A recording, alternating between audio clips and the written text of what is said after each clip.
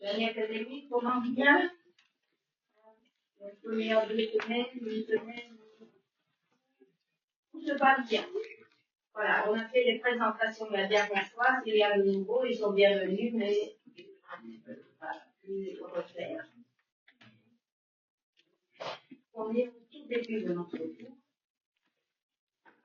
Vous avez 4 ans pour découvrir les sciences politiques. Aujourd'hui, on va faire une première entrée dans le domaine de ce que c'est passionnant que science, ce domaine de recherche et d'enseignement.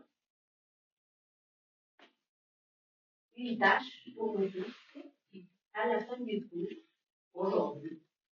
Chacun va présenter les 3 idées, concepts, auteurs, peu importe, les éléments, 3 éléments du cours qui nous ont le plus impressionné. Je vous demanderai de prendre des notes de manière à papier ou virtuelle, peu importe, mais non pas de dire à la fin, moi je pense exactement comme mon collègue. Il y a des notes, donc les notes de tous les gens ne pensent pas de la même manière. Chacun prend des notes pour lui-même, et à la fin du cours, très brièvement, avec une petite explication, mais très brièvement, vous allez les présenter.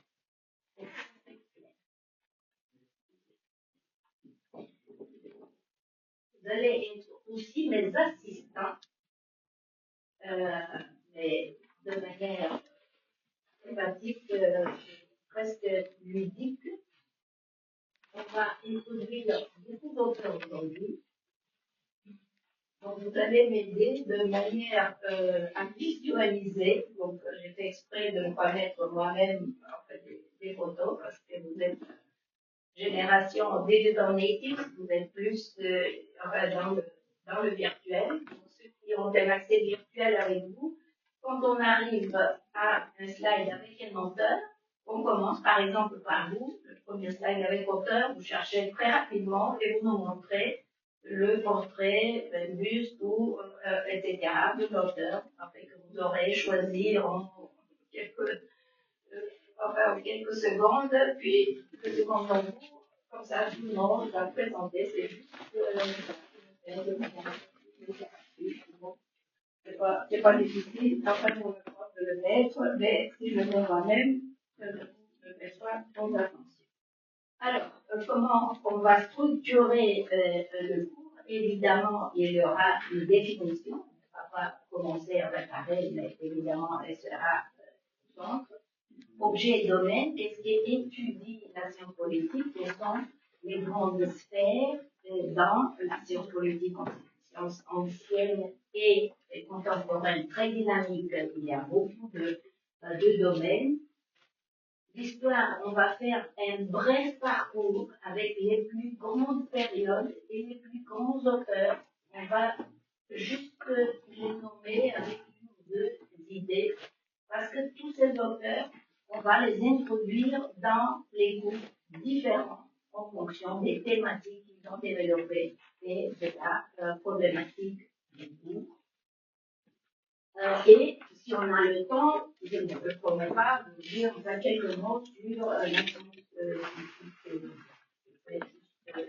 si on a le temps. Donc, ne vous sentez pas débordés, parce que comme je dis, en fait, tous ces auteurs, tous ces thèmes, toutes ces étapes du développement de la science politique, vous allez les aborder, nous, on va les aborder ensemble tout au long de nos études. C'est juste d'avoir un regard panoramique au tout début.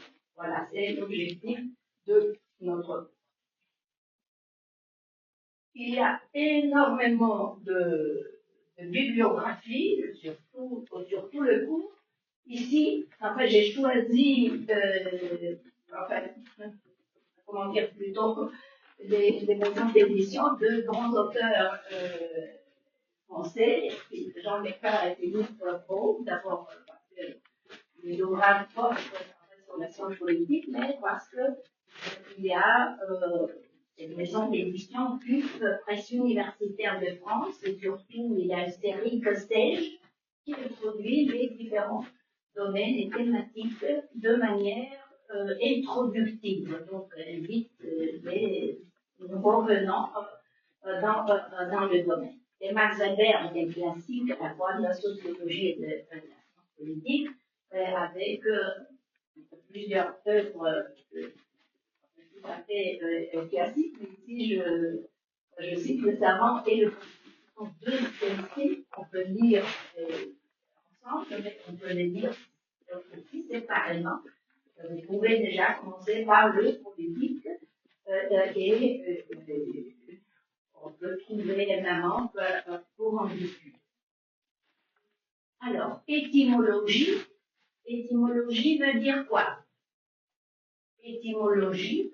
Ce que veut dire le mot, en fait, au sens de c'est quoi, c'est un voilà, c'est un parce que son sens, c'est la définition et la signification, ce qui ne coïncide pas toujours avec les origines. Donc, étymologie, c'est l'origine du terme, du concept. Selon les économies ici, ce sont des concepts, pas juste des mots, pas juste des termes, des concepts. L'origine du concept, comment il a été formulé, dans quelle époque, très souvent c'est dans le passé. Ici, donc l'étymologie est liée à deux mots grecs. Le premier, polis, cité. On va répéter, dire plusieurs fois, même fois dans tout vos cours, il faut bien, comment dire, le mémoriser dès le début. Et politikos, en fait, qui concerne les activités de la cité. On va retrouver cette fameuse définition d'Aristote aussi dans le slide qui concerne Aristote, mais l'étymologie du terme, enfin science politique, est liée à cette célèbre formulation d'Aristote, l'homme est un animal politique. Dans les cours introductifs, je dis qu'il y a des éléments sur lesquels on va revenir et vous allez, vous approfondir plus tard. Et dès le début, de ce cours introductif, je vous présente une triade. Triade, c'est quoi? Triade, c'est en disant le même mot, c'est une structure de trois termes. Dans ce cas, de trois concepts. Donc, je vous introduis trois concepts que j'espère vous allez comprendre et mémoriser dès aujourd'hui jusqu'à toute votre vie professionnelle, parce que c'est des concepts, c'est des concepts de base pour comprendre le fonctionnement de la politique au-delà, dans le cadre du métier que vous allez faire, mais autour. Comme on a mentionné les dernières fois, il y a une langue assez concise. Certains termes, je les introduis en anglais, et puis je les explique évidemment en français. Et donc, ces trois termes en anglais sont policy, politics. Et je vous demande d'abord de comprendre la distinction entre les trois, de mémoriser les termes en anglais, et puis, bien sûr, de comprendre et de mémoriser leur distinction en français. Les trois termes concernent le même domaine de la politique. La politique est un domaine tellement complexe, tellement multifacette, qu'on a besoin de différents termes pour le nommer et pour l'aborder dans nos études, dans nos enseignements. Le terme le plus général, qui est comme un parapluie, c'est le terme politique. Politique, ça veut dire tout le cadre institutionnel, tout le cadre, dans le sens large, institutionnel de la politique. Et puis, à un autre niveau du fonctionnement de la politique, deux pôles un peu opposés. L'un de ces pôles est nommé la politique. Quand on dit politique, et ça vraiment il faut le comprendre et l'appliquer parce qu'on va y revenir dans tous les cours, parce qu'il y a une distinction entre les thématiques de politique et les thématiques de politique. Politique, c'est la vie politique comme confrontation, comme interaction entre les différents acteurs de la vie politique. Si vous prenez par exemple la France d'aujourd'hui, vraiment aujourd'hui au sens littéral, aujourd'hui, on vient d'annoncer le second gouvernement une semaine, en 8 jours. Dimanche dernier, le gouvernement, hier, notre gouvernement, c'est un précédent historique, une semaine, une large semaine, après 2 gouvernements, etc. Mais, disons, ça fait le résultat, d'un jeu de politique extrêmement acharné, donc tous les acteurs contre tous les autres, et on a du mal à constituer, et on a du mal à entrer dans le politique. On va revenir. Donc, c'est les acteurs politiques. Quand je dis les acteurs politiques, on sait surtout aux partis politiques, les différents partis politiques, ont comme règle des visions différentes sur les développements de la société. Et à chaque moment, ils communiquent avec leurs électeurs, mais aussi avec toute la société, en proposant leur regard. Ces interactions sont assez intenses, surtout en période électorale ou en période de crise, quand les acteurs politiques, les partis politiques, les leaders, d'autres acteurs politiques, comme syndicats, etc., je ne sais pas, tout est énuméré, ils sont en lutte, je dirais, constante. Chacun essaie de prendre le pouvoir. Une fois, par exemple, pendant les élections, un parti politique gagne le pouvoir. C'est rare. Imaginons le cas simple, un parti gagne le pouvoir et doit déjà commencer à appliquer aussi avec ses collègues, mais surtout doit déjà gouverner le pays. Gouverner le pays. On forme un gouvernement et ce gouvernement commence à gérer, gouverner le pays.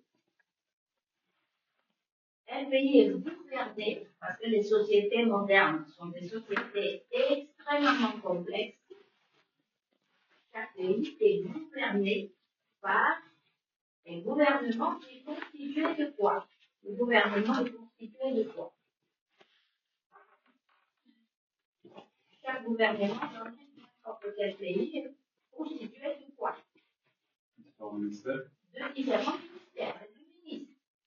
Il y a des ministres, il y a différents ministères. Donc, on a cité les commentaires, je ne sais pas combien de milliards de gouvernements, parce qu'il est tout prêt, on veut citer de nouveau. Donc, le gouvernement actuel français est assez, nombreux. Il y a 35 ministres avec différents ministères. Nommez juste quelques ministères, en fait, que vous connaissez dans n'importe quel pays. Il y a des ministères de quoi, par exemple? De la justice. De la justice, des finances. Du sport. Très souvent, c'est jeunesse et sport, parfois. L'intérieur et tout à fait, des ministères évidemment différents, parce que les ministères plus importants, sur des domaines plus petits, c'est combiné, sur des grands domaines. Voilà, un ou deux exemples de ce côté. Donnez-nous un exemple d'un ministère. De l'éducation, oui. Les filles. Deux exemples de ministère.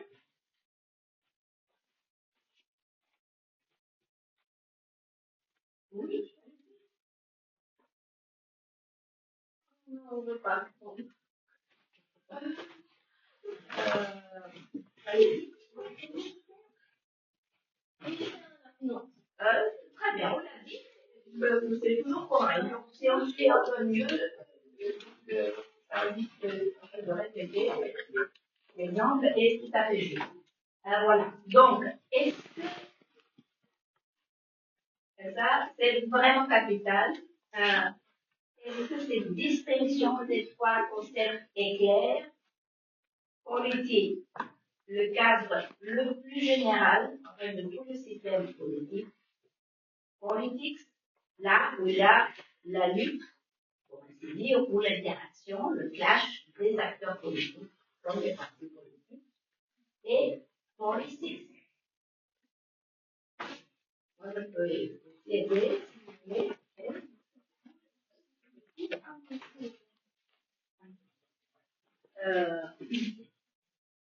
Politique, ce sont les politiques publiques qu'on vient d'énumérer.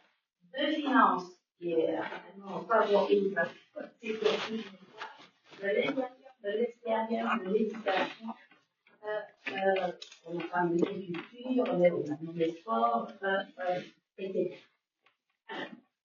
Voilà, donc la science politique, on va à notre slide, mais là, c'est tout à fait capital. Donc, d'ici jusqu'à la fin de vos études, quand je vous demande la distinction entre politique et politique, j'attends une réponse claire et certaine. La politique, du coup, c'est vraiment les.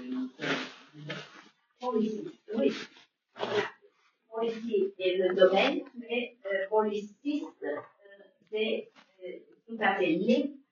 Politique, c'est traduit en français, c'est traduit. Politique au pluriel public.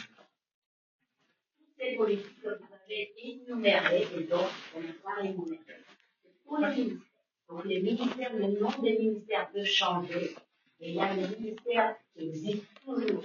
Il y a tout intérieur, extérieur, finance, presque toujours justice, et toujours éducation, culture, etc. Il y a des ministères qui sont dans tous les pays. Il y a d'autres ministères. Ça dépend des gouvernements. Juste pour donner un exemple. Le Premier ministre français, il voulait faire un petit gouvernement des 18 ministères, mais en fin de compte, pour des raisons très, très complexes, donc il a proposé 35. Donc si c'était 18, il aurait moins de ministères. 35, il a presque le double. Donc le nom des ministères et des domaines peuvent changer, mais les politiques publiques concernent en fait le domaine. Donc il y a toujours une politique du sport, peu importe si le ministère s'appelle ministère du sport. Il peut s'appeler de la jeunesse, et le sport peut être une partie. Il peut s'appeler, je ne sais pas, de la santé par exemple. Dans le cas du gars, c'est jeunesse et sport. Voilà, donc il y a des politiques dans les différents domaines. C'est le plus simple de le penser au ministère, même s'il n'y a pas de ministère, parce qu'il y a différents niveaux, mais on va pas rentrer dans les détails. Par exemple, il y a toujours une agence qui s'occupe des politiques des citoyens qui sont à l'étranger, par exemple des Français à l'étranger, des leaders à l'étranger, mais dans notre cas, c'est une agence, c'est pas un ministère. C'est toujours une politique publique. Est-ce que j'ai répondu à votre question? Oui. Alors, définition, il y a plusieurs en fait, définitions de la science politique. Je donne une qui est assez complète. La science politique étudie les processus politiques qui mettent en jeu les rapports de pouvoir. Et les rapports de pouvoir peuvent être à différents niveaux entre les individus, entre les groupes sociaux, peuvent être politiques, majorité, minorité, peuvent être ethniques, peuvent être religieux, etc., entre différents groupes, et au sein, dans le cadre de l'État. En second lieu, aussi important, on a dit, la politique extérieure qui étudie les relations entre les États. C'est toujours partie, on va voir les puissances politiques et les relations internationales, mais on est ici au cours de la définition. Et il y a donc une autre distinction qui est verticale, donc entre les États c'est horizontal, dans le cadre de la mondialisation, mais dans le cadre de l'État c'est vertical, pouvoir national et pouvoir local. Le pouvoir local est structurel de manière différente dans les différents pays. On n'entre pas dans les États ici, mais il faut bien penser que les relations entre pouvoir central et pouvoir local en fait, pour tout le monde, extrêmement important. Alors, quelques éléments ici, c'est les objets.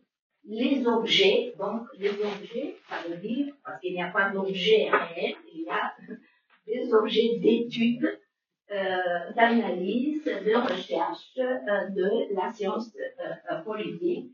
Et le premier objet, en fait, qui n'est pas comme je vous dis, absolument central pour notre science, c'est le pouvoir.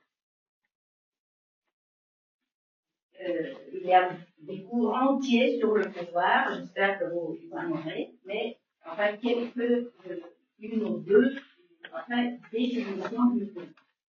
Il y a une définition classique qui est probablement la plus simple pour comprendre. Et la définition est A, un individu, un groupe, un leader, un acteur politique, etc. Pouvoir sur B, dans la mesure où il obtient de B une action que B n'aurait pas fait autrement. Si j'exerce une influence, on va examiner la distinction, l'influence, à ce que l'individu, un groupe, etc., fasse quelque chose que moi, je voudrais qu'il fasse, ça c'est du pouvoir.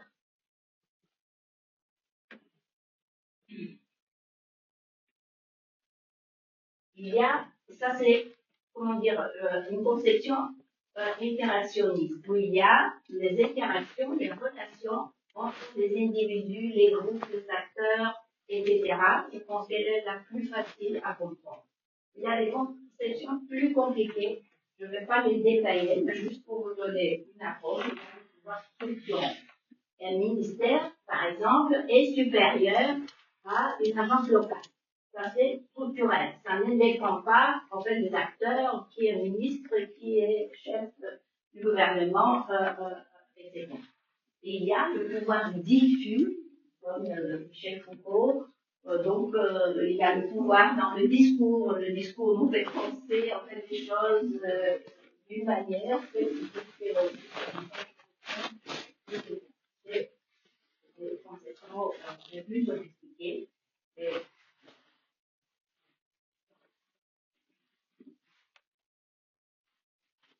Plus originales aussi. Les institutions. Alors, quand on dit les institutions en sciences politiques, dans le domaine de la politique, vous pensez à quoi? Institutions. Oui. Les bâtiments spéciaux de pouvoir qui ont le plus pouvoir dans le pays, peut-être. Oui. Oui, qui prennent des décisions exécutives. Très bien.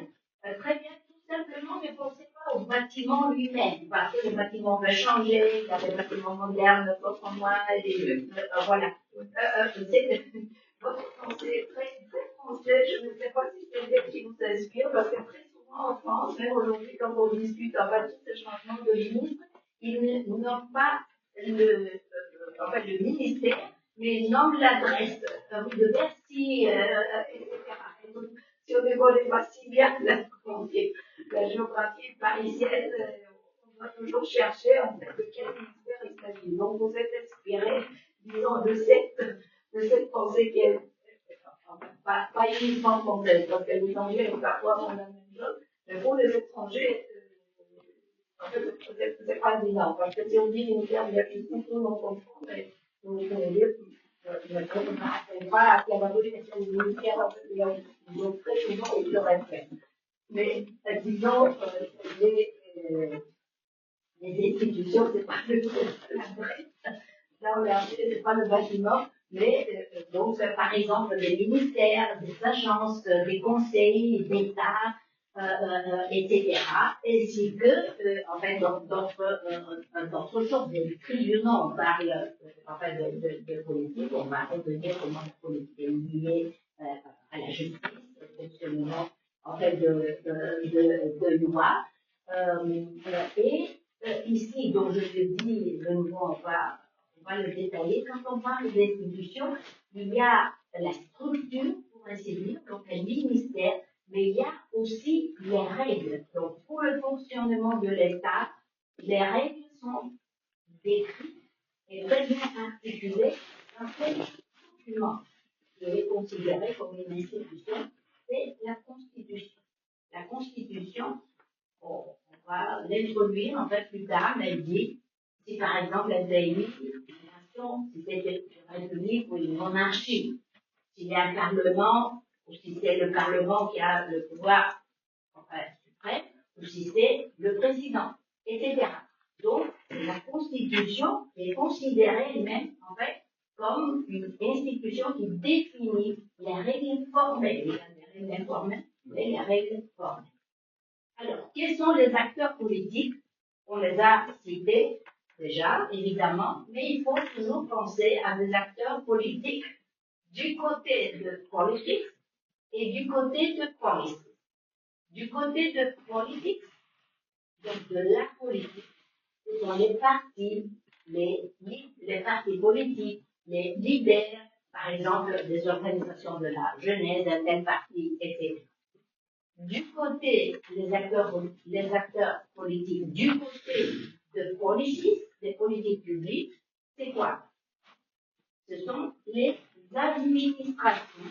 Les administrations. Max Weber a développé une conception de la bureaucratie. On se péjoratif parce que chez nous, quand on dit bureaucrate, on pense que c'est non efficace, etc. C'est exactement le contraire dans la conception de Max Weber. C'est pour ça, pour éviter ou pour introduire trop de concepts, c'est les administrations.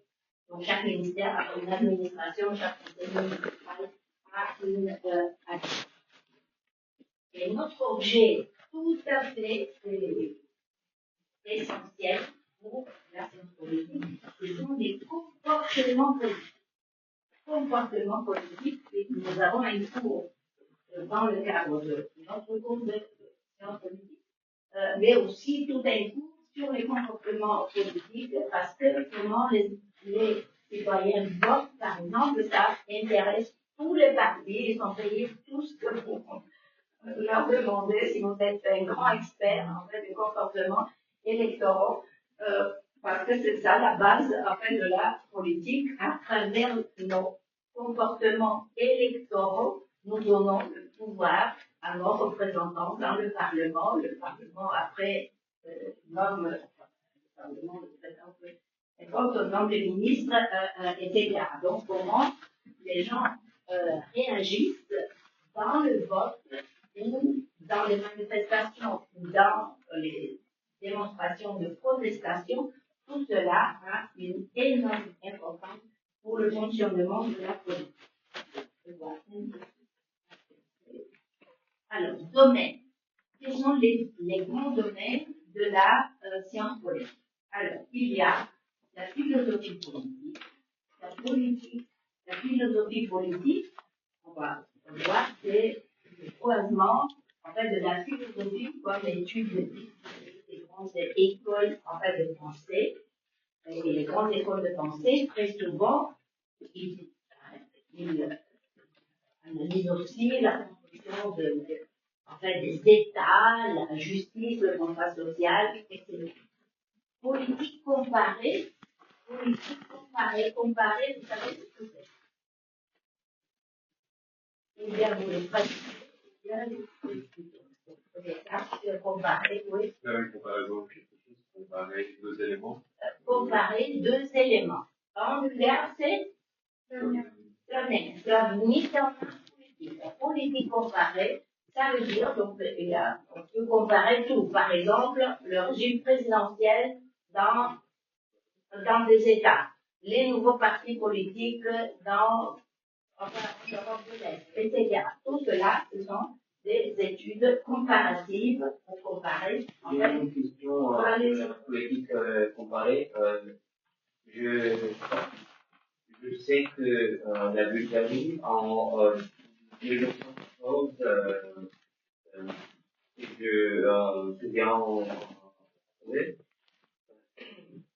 a comparé sa constitution de la Belgique et a volé quelques plupart des règles. Volé, oui.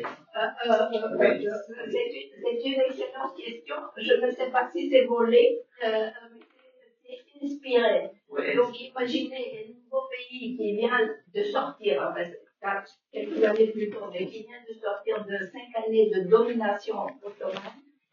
Et donc, il n'a pas la tradition démocratique, la tradition institutionnelle des pays occidentaux, et donc, mais qui veut accélérer, non pas même en 3 siècles de se moderniser, mais de se moderniser, y compris économiquement, y compris politiquement. Donc, on a choisi une constitution, on a fait le second choix de la constitution belge, qui était progressiste à l'époque. Et donc, on n'a pas volé, on s'est inspiré. Oui, c'est juste pour dire que c'est pas la Belgique était très contente de là d'inspirer la Bulgarie et d'autres pays et en fait d'appliquer des éléments ou l'esprit même en fait de la Constitution. Mais c'est un exemple absolument excellent. Comme on dit, ça ne vaut pas la peine à chaque fois de découvrir l'œuf ou la roue, etc. Il faut bien se baser en fait sur le progrès des autres pays, de la pensée politique, des institutions des autres pays. Et ça, c'est un objet d'étude de la politique comparée, c'est tout à fait excellent. Pour simplement d'expliquer l'administration publique dans beaucoup d'universités, comme dans la nôtre, mais beaucoup, il y a des départements différents. Donc, il y a des départements de sciences politiques et relations internationales comme le nôtre, et il y a des départements d'administration qui peuvent changer de nom, mais donc, le premier type, comme le nôtre, étudie surtout, pas uniquement, mais surtout quand même politique, tandis que l'autre étudie politique. Dans beaucoup mais c'est l'administration publique qui, son fonctionnement, etc. Voilà, politique publique, les différentes politiques. Normalement, il y a des cours sur les grandes politiques. Les politiques de l'extérieur, de l'intérieur, de la sécurité, de la géopolitique et puis quoi. Le jeu, c'est des États et d'autres grands acteurs internationaux, qui peuvent être des organisations internationales ou des grandes corporations, au niveau global. C'est pour ça qu'on appelle géopolitique, qui devient de plus en plus important parce que voilà, on voit que dans les acteurs politiques d'un pays se mêlent dans les élections de notre pays et de je peux vous donner un exemple tout à fait personnel et narcissique. Vous savez que c'est un peu, mais le contraire de modeste. Je viens de recevoir des formations. Il y a une revue très réputée et prestigieuse qui s'appelle en anglais Geopolitics. Et je viens de recevoir l'information que je suis parmi les 100 auteurs que je suis cité en Geopolitics le mois précédent. Félicitations. Merci. Je suis reconnaissante, je suis désolée pour voilà, ces petits éléments. La présentation, est-ce que vous la envoyerez en Moodle? À un moment, oui, vers la fin du semestre, mais ça ne vous empêche pas de prendre des notes, hein, c'est comme si quand les étudiants devraient faire des notes, les notes françaises sont un peu partout, après dans le monde, dans le virtuel. Et après, le fait d'avoir une présentation, c'est le travail mental. Alors, très brièvement, les méthodes, c'est tout à fait capital, ça peut être un petit peu compliqué, mais il faut quand même savoir et comprendre les grands domaines, les différents types de méthodes. Il y a des méthodes qualitatives, qui sont les plus répandues, ce sont des centres sociaux. On utilise aussi le mot anglais, les services, même plus souvent que les centres sociaux. Études de cas. Études de cas. Est-ce que vous avez entendu, est-ce que vous savez ce que c'est, études de cas? Par exemple, on vous donne comme tâche d'étudier les politiques, par exemple, en fait, de justice.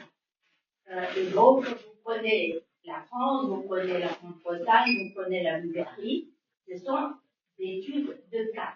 C'est la même politique, mais comment elle est conçue, comment elle est réalisée dans les différents pays. Ou, si le thème est, on fait l'étude des nouveaux partis politiques, vous prenez Vélix, vous prenez Mensch, par exemple, etc. Ça, c'est une méthode très répandue dans les sciences politiques. Il y a analyse de discours avec différentes méthodes qui peuvent être qualitatives, qui peuvent être quantitatives, et on va détailler. Alors, évidemment, il y a aussi des méthodes quantitatives. Ce sont les sondages.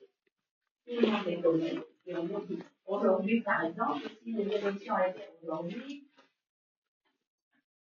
un tel pourcentage voterait pour guerre, un autre pourcentage pour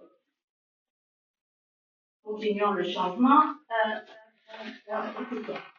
Statistique électorale, ça c'est tout à fait capital. Il y a d'énormes bases de données, enfin, de statistiques électorales qui montrent, enfin, les tendances si on les étudie, etc. Il y a les méthodes comparatives, on a déjà un tout petit peu parlé, qui peuvent être aussi historiques, on peut comparer la démocratie avec d'autres régimes précédents, etc. Et il y a des méthodes qui sont pas tellement répandues comme les trois catégories qui sont expérimentales. Donc, ces méthodes sont assez, je dirais, sont plutôt rares, parce que expérimentales, dans les sciences, il y a beaucoup d'expérimentation. Mais comment expérimenter, par exemple, un régime totalitaire? Comment expérimenter? C'est que, dans la réalité, ça peut être une méthode scientifique, c'est des pratiques politiques. Donc, il y a des expériences en laboratoire. Il y a de nouveaux domaines qui se développent, par exemple, neuropolitique. Par exemple, comment, au niveau vraiment physiologique, les gens réagissent à une même pub électorale, la publicité, les partis politiques, comment les gens réagissent. Donc, il y a de telles études beaucoup plus développées dans le monde anglo-saxon, très fort, très fort. Moi, je fais, pour vous dire franchement, un tout petit peu peur si on arrive à comprendre comment au niveau, on ne contrôle pas physiologique, etc., on réagit, on trouve les méthodes à nous influencer à ce niveau. Mais ça se fait, ça se développe. Et évidemment, il y a en fait toutes les méthodes qui sont liées aux nouvelles technologies. Donc, big data, qui se produisent big data sur tout ce que nous faisons, donc toutes nos traces virtuelles peuvent être analysées. Il y a eu des scandales, comment des compagnies ont privatisé nos données, pas les nôtres, mais en Amérique. Enfin, ça, évidemment, enfin, la connaissance des citoyens, des électeurs, et les ont vendus à des partis politiques, donc font du business sur nos données, etc. Évidemment, les réseaux sociaux, on les étudie, je pense, j'espère que vous savez très bien. Donc, même si vous avez fait quelque chose qui est, c'est resté.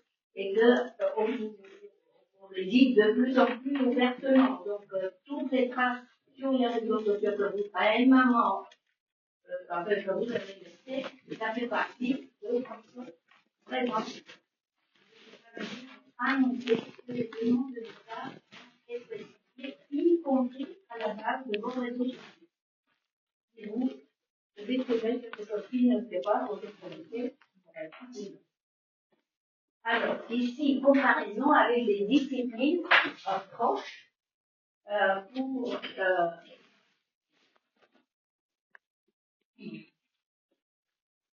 voilà, pour faire un peu la distinction, on a un tout petit peu enfin, parlé de philosophie politique.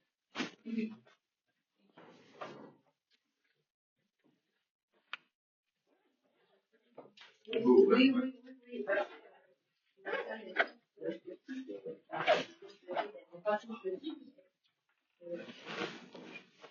Alors, on a un peu parlé de philosophie politique, donc je pense que droit et sciences politiques sont très liés. Il y a beaucoup d'universités dans le monde. Droit et sciences politiques font partie du même département de la même faculté.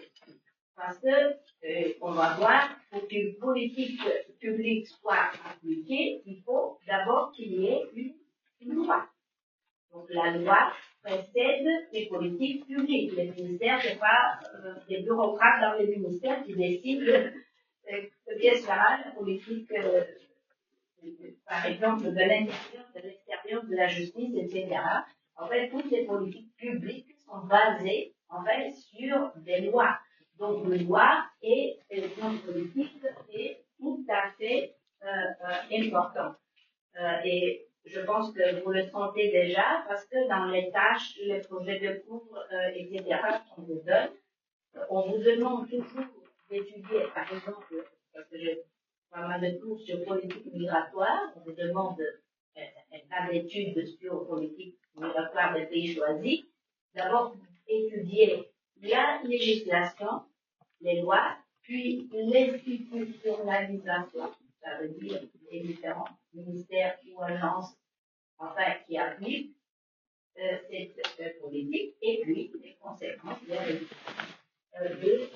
cette politique. Donc, droit et sciences politiques sont très liés. Sociologie et sciences politiques, voilà, de nouveau, enfin, très liés. La sociologie est beaucoup plus proche, si je peux dire, en fait, des facteurs, étudiés avec des méthodes plus en fait, les individus, les groupes, les classes, etc. Tandis que la science politique s'intéresse aux mêmes rapports, mais ce sont des rapports surtout en fait, de pouvoir, d'influence, de vote, etc. Il y a des domaines qui sont vraiment au croisement des deux disciplines qui sont, par exemple, sociologie électorale ou sociologie des partis. Histoire et sciences politiques, on va voir aussi, en fait, dans notre cours, comment la science politique, les différentes étapes de la science politique sont liées à différentes étapes de développement de la société et de la politique. voilà, donc la science politique n'est pas isolée en fait des autres sciences sociales, surtout la science dure, de neurologie, mais plus des sciences sociales. Ici, deux types d'expertise. Comme je dis, la science politique est beaucoup plus théorique en Europe, mais beaucoup plus empirique au départ du livre. Et donc, il y a deux professions, deux types de jobs, si on peut dire. Donc, le scientist est celui qui analyse la vie politique. Donc, moi, mes collègues, etc., on se considère comme les sciences political scientists, mais il y a ce qu'on dit political analysts, qui vraiment appliquent les politiques publiques, qui est supposé les concevoir, les analyser de manière experte, non partisane. Par exemple, en lisant tout ce qui se passe en France, c'est tout à fait passionnant ce qui se passe. Enfin, le Cornu, dans cette semaine très agité pour former son gouvernement, il avait invité deux experts et des leaders enfin, de quelques partis de gauche. Et ces experts, il les a dit, ils sont des experts, donc ils consultent tous les acteurs politiques, peu importe s'ils sont du Parti socialiste, de l'extrême droite, etc., de la même manière, donc comme experts, sur une tâche. Je ne vais pas rentrer dans les détails. Et donc après cette consultation des experts, comment dire, le Parti socialiste a changé sa priorité. Donc, c'était leur première priorité, donc elle est descendue dans l'ordre de en fait, priorité. Donc, les political analysts sont supposés avoir une grande expertise dans le domaine, en fait, qui doit être vraiment technocratique, et qui doit servir à tous les communistes, etc., peu importe leur couleur politique. Bon, c'est rarement le cas, mais je le dis. Alors, un tout petit peu de débat pour réveiller complètement. Il y a aussi un débat dans la science politique, comment doit être la science politique. Normative, non, neutre, ici c'est neutre ou engagé. Neutre, ça veut dire expliquer, analyser, expliquer, faire comprendre, mais ne pas prendre en fait de position. Engagé, ça veut dire prendre une position. Par exemple, je vais vous présenter différents régimes politiques, démocratie et par exemple, le totalitarisme. Je peux le présenter de manière neutre, différents régimes où je peux, comment dire, faire un peu la promotion d'un sérieux. Alors, c'est juste pour donner un exemple. Donc, d'après vous, très brièvement, à chacun, on commence par, voilà, à l'autre bout de la page. D'après vous, la science politique doit être neutre, observer, analyser ou engager, se considérer comme ayant un rôle dans le changement, dans la transformation de la société. Allez. Je pense que devrait être deux. Parce que Je pense que c'est l'économie qui devrait diriger aussi. L'économie devrait structurer la société, pas la politique. Voilà une conception qui a une grande école. J'espère qu'on aura le temps de voir qu'il y a cette école, en fait, qui compte un tout petit peu, avec comme vous.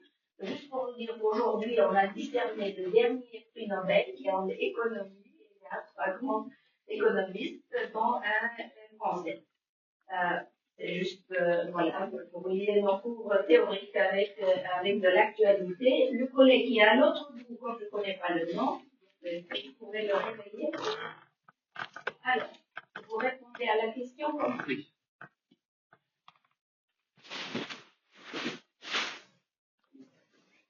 Je suis pas certain de mon opinion sur, Vous n'êtes pas certain de quoi? de mon opinion sur cette question. Mais vous développez un ou deux arguments de votre doute. Votre doute va dans quel sens?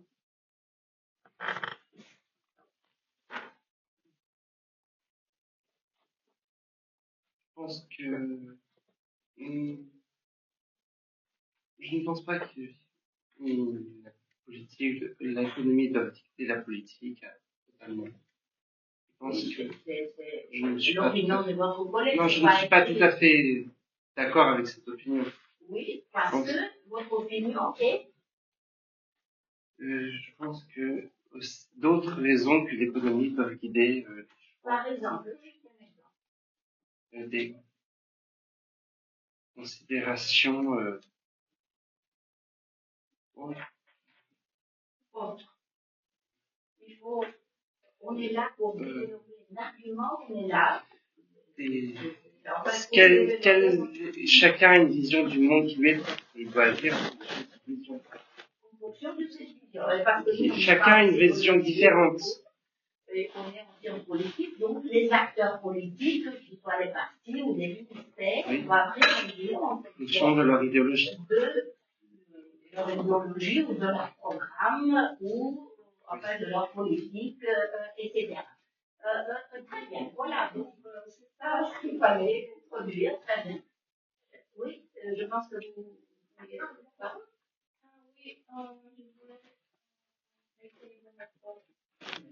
Oui, je voulais essayer de mettre moi, je pense que plutôt ça doit être entre les deux.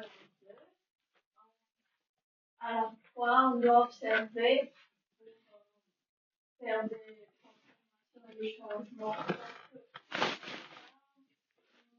Changer des choses sans avoir des observations positives ou négatives. Parfait, c'est tout à fait parfait, c'est pas nécessairement binaire, ou bien observer ou bien transformer. Évidemment, si on veut transformer, on doit très bien connaître les mécanismes, les logiques, les tendances, les acteurs, etc., pour proposer un programme de changement. Vous avez complètement droit, et voilà, je vais vous donner la parole. Je pense que pour être engagé, parce que si tu es déjà un politicien, tu dois avoir une opinion sur les sujets. Et voilà. Oui, ça, je pense qu'on est tout d'accord. On est mis, enfin, parler des hommes politiques parce qu'ils ont une opinion qui ne partagent pas. Mais ici, c'est la question quand même n'est pas des acteurs politiques, solidaires ou politiciens, c'est de l'action politique. Nous, en tant que chercheurs en sciences politiques, qu'est-ce que nous, on doit considérer? Est-ce que nous, on donne une expertise neutre ou on donne une expertise engagée qui dit non seulement voilà, c'est structuré de cette manière, mais il faut changer dans ce sens, et pour changer dans ce sens, il faut faire ça. Il faut expliquer la question. Donc, parce que votre réponse est correcte, mais c'est une réponse à une autre question. Allez-y.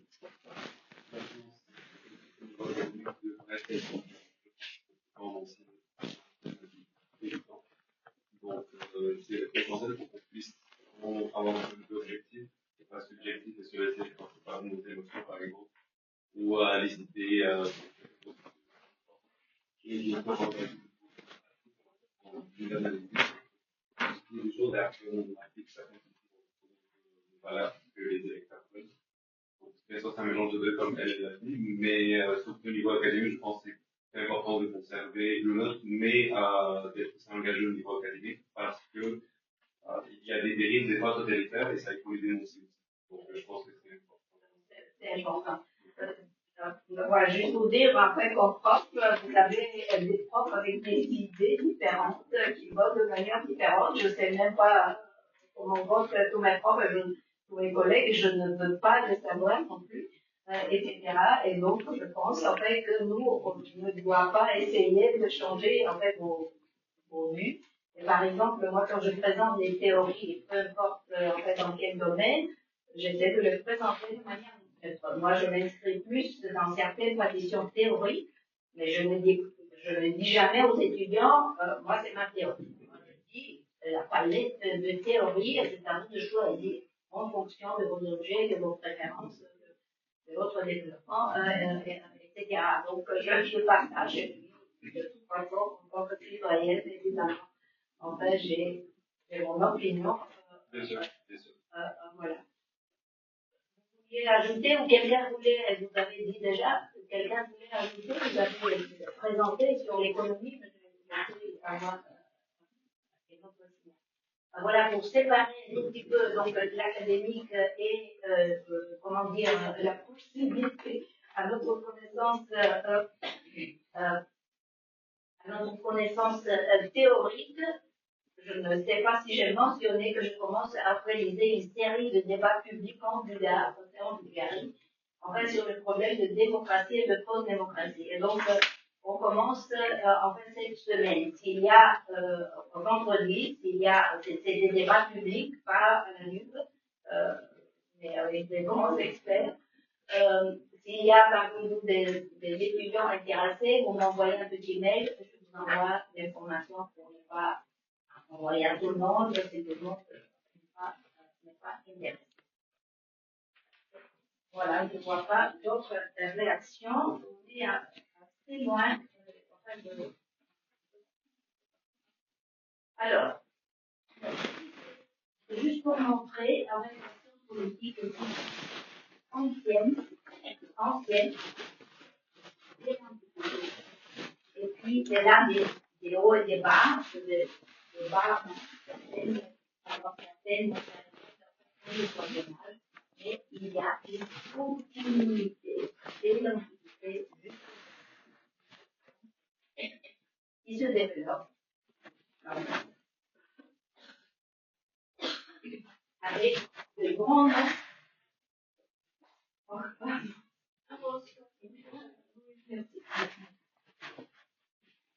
écoles en fait de pensée des quartiers et voilà, des résultats sur lesquels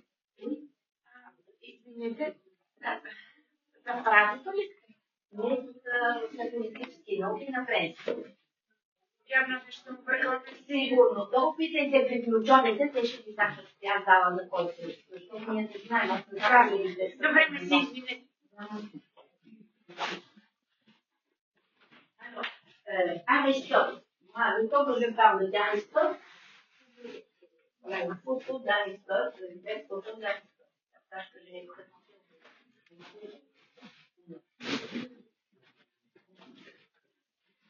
Moi, j'ai dit que je voudrais vous voir comme assistant à un moment du cours, et le maman est venu. Quand j'ai introduit un auteur, donc, chercher pour le visualiser, pour nous montrer. Je pense que voilà, le faire. Alors, la science politique ne commence pas avec Aristote, mais commence la science politique européenne, hein, disons, parce que je sens ici la pensée politique qui existe dans d'autres civilisations, ce n'est pas c'est pas moi, donc montrez-le. Voilà. Aristote,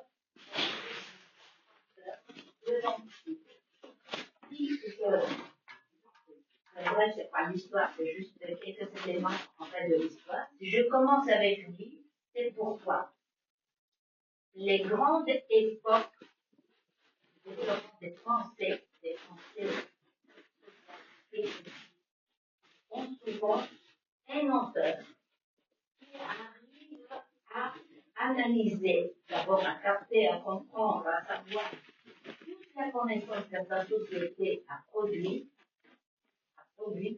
et à la classifier et à l'expliquer. Aristote est cet auteur pour la connaissance de l'Antiquité. Pas seulement dans le domaine de la politique, mais dans d'autres domaines, mais ce qui nous intéresse, c'est dans le domaine, en fait, de la politique. Donc, il a un ouvrage qui s'appelle Politique exactement, etc. On va les citer dans différents cours qu'on va faire. Mais ce qui est important, en fait, de savoir que c'est l'auteur qui a su synthétiser toute la connaissance énorme que l'Antiquité grecque a su produire. Et pas seulement, je dis, dans le domaine de la politique. Il n'est pas le seul auteur avant, il y a d'autres comme Platon et d'autres, mais c'est Aristote, qui est le grand, qui a fait la grande synthèse. Alors, le Moyen-Âge, c'est une époque, basse, pour le développement de la science politique. Elle n'est pas institutionnalisée, elle n'est pas enseignée, c'est une période, très spécifique. Alors, mais il y a deux termes ici qui sont intéressants, si vous arrivez à gérer, tant de termes, c'est papocésarisme et césaropapisme. Est-ce que vous n'avez jamais entendu ce concept? Alors, d'abord, pour comprendre de quoi il s'agit, le Moyen-Âge, c'est une longue l'Antiquité avant la Renaissance. C'est une époque qui avait toujours une confrontation entre d'un côté empereur ou roi et les papes de notre côté. Donc, confrontation entre le pouvoir religieux des papes et le pouvoir politique, qu'il soit empereur, roi, prince, peu importe. Dans certaines périodes, c'est le pape qui était plus fort, dans d'autres périodes, c'est un empereur qui a été plus fort. Et les deux termes, donc, renvoient à cette lutte et à qui on le dessus. Donc, Papo vient du pape et César, c'est le nom latin, pour le pouvoir politique de César et le prince, l'empereur, etc. Donc, quand on dit papo-césarisme, ça veut dire que dans la confrontation empereur et pape, c'est le pape qui est le plus fort, c'est le pape qui domine. Papo-césarisme. Quand on dit césaropapisme, c'est le contraire. C'est l'empereur, peu importe la figure. C'est l'empereur qui est plus fort que le pape. C'est le pouvoir, l'empereur, roi, monarque, impérateur. Peu importe le nom, ça dépend des différentes époques. Et quand le pouvoir politique est plus fort que le pouvoir religieux, on l'appelle césaropapisme. Alors, Renaissance, qui est maintenant Machiavel. Montrez-nous Machiavel. Montrez-nous le livre de Machiavel.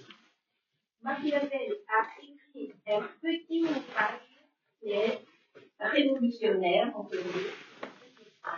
Donc, vous suggère de le lire de toute façon avant de finir vos études, vous devez le lire. Mais vous pouvez le lire dès la première année, parce qu'il n'est pas difficile à être lu. Et il est révolutionnaire, dans le sens où montrer rapidement. Oui, bon. Voilà. Voilà. Italien. Et donc, qui commence à analyser le pouvoir tel qu'il est, non pas tel qu'il doit être, non pas au sens normatif, donc non pas en tant que de valeurs et de morale, mais comment être un gouverneur, un prince efficace. C'est, comment dire, le pathos de sa conception de la science politique du Moyen-Âge où l'empereur, son pouvoir venait des dieux, ici, c'est un homme qui a du pouvoir. Renaissance. Alors, les classiques modernes, il y a plusieurs noms que vous allez étudier beaucoup plus en détail. Et de cette époque viennent quelques-unes des grandes idées, par exemple le contrat social, ce qu'on dit. Le contrat social, c'est le contrat qui n'est pas signé, mais qui est tout à fait capital entre les élites et les citoyens pour qu'on partage les mêmes règles, les mêmes obligations pour qu'on vive ensemble dans la société. Dans les périodes de crise, comme dans certains pays aujourd'hui, on dit le contrat social, il faut le renouveler. Il ne marche plus, etc. Alors, genèse de la science politique moderne au XIXe siècle. Karl Marx, est-ce que vous avez entendu? Oui. Donc, le collègue qui pense que l'économie doit financer la société, est-ce que vous savez que plus ou moins c'est une pensée marxiste? Oui, parce que parfois, on a des idées, mais on ne sait pas d'où elles viennent. Donc, Marx est l'auteur qui a élaboré cette vision du monde où c'est l'économie, et donc il dit l'économie, c'est les moyens de production, c'est l'infrastructure, il l'appelle l'infrastructure, la base de la société, et la politique est la superstructure. Quelque chose de